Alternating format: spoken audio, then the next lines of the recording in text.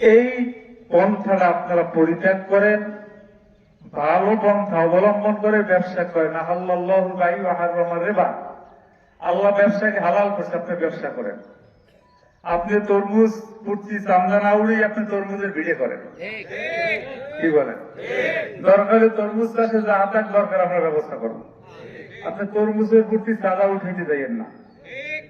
এটা আমাদের দেশের ভিতরে এখন একটা রসব হয়েছে, তরমুজের চাঁদা, কুমড়োর চাঁদা, এবার দোকানের চাঁদা। আপনাদেরকে আমি স্পষ্ট আকারে বলে যাই, এবছর হয়তো অনেকেই তরমুজ চাষি তরমুজ দিচ্ছেন, 1 টাকাও চাঁদা দিবেন না।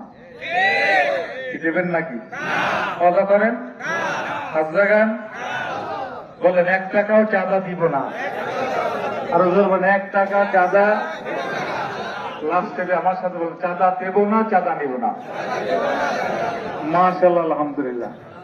এরপরে আর একটা যেটা রাস্তাঘাটের উন্নয়নের ব্যাপারে ইনশাআল্লাহ আমার চেষ্টা থাকবে 100%। আলহামদুলিল্লাহ।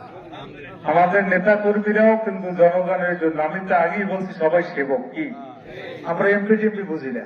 ইসলাম বলে যে ক্ষমতার মস্তদে বসে সে হলো জনগণের সেবক।